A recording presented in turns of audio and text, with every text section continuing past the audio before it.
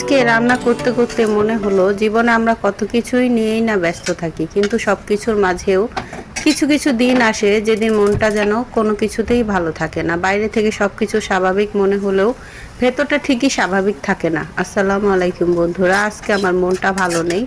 যদিও জীবন জীবনের গতিতেই চলে, আসলে জীবনের সব দিন তো একরকম যায় না। কিছু দিন খুব ভালো যায়, কিছু দিন আবার মনটা একটু ভার হয়ে থাকে। কিন্তু ছোট ছোট কাজের মধ্যেও হয়তো আমাদের ভালো থাকার কারণগুলো লুকিয়ে থাকে। আজ মনটা হয়তো খুব একটা ভালো নেই, তবুও আলহামদুলিল্লাহ, যা আছে যতটুকু আছে তার জন্য মহান আল্লাহ রব্বুল আলামিনের কাছে আমি কৃতজ্ঞ। সময় সব সময় আসলেই খারাপ যায় না, খারাপ সময়ও একদিন চলে যায়, তাই মন খারাপের দিনগুলোতেও নিজেকে একটু সময় দেওয়া উচিত। তবে একটা জিনিস আমি অনুভব করি, গাছপালার কাছে এলে আমার মনটা একটু শান্ত হয়ে যায়। একটা গাছকে দেখলে মনে হয় ওর ওপর কত ঝড় ঝাপটা যায়, ঝড় বৃষ্টি হয়, তবুও যেন নতুন পাতা মেলে ধরে। হয়তো জীবনটাও এমনই, খারাপ সময় আসবে, মন খারাপ হবে, কিন্তু তাই বলে থেমে থাকা যায় না। লেবু গাছের দিকে তাকালে যেন নিজের জীবনকে নতুন করে খুঁজে পাই, তার কারণটা নিশ্চয়ই আপনারা বুঝতে পারছেন। কারণ এই কিছুদিন আগেও দেখিয়েছিলাম আমার লেবু গাছের অনেকগুলো লেবু হয়েছিল, তারপর একটা একটা করে কিন্তু সবগুলো পচে যায়, তারপর আবারও নতুন করে হয়। সেখানেও একটা লেবু আমার পচে গিয়েছিল, কিন্তু দেখুন আল্লাহর কি অশেষ রহমত, গাছ ভর্তি এখন অনেক লেবু ধরেছে। জানি না এগুলো শেষ পর্যন্ত টিকবে কিনা, তবে আশা আছে যদি আল্লাহ চায় হয়তো টিকতেও পারে।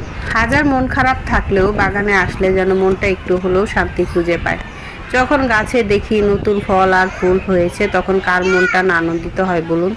নতুন নতুন ফুল আর ফল দেখলে আসলেই মনটা ভালো হয়ে যায়। এই যে আমার জবা ফুল গাছটা দেখতে পাচ্ছেন, এই গাছে কিন্তু কিছুদিন আগে দেখিয়েছিলাম একটা জবা ফুল হয়েছিল, এখন দেখুন প্রতিটা ডালেই কিন্তু 2 থেকে 3টা করে নতুন নতুন কলি হয়েছে। আসলে এসব দেখলে মনে একটু হলেও শান্তি লাগে। এত মন খারাপের মাঝেও যখন নতুন নতুন ফুল গাছ বা ফল দেখি তখন আসলেই খুবই ভালো লাগে।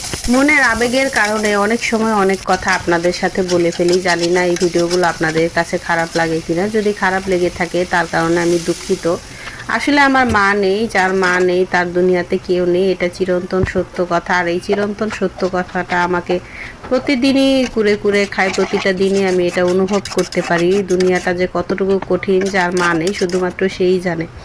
আর এসব কথা যখন আমি নিজের ভিতরে রাখতে না পারি, তখন শুধুমাত্র আপনাদের কাছে এসে শেয়ার করি, এই জন্য মনটা একটু পাতলা হয়।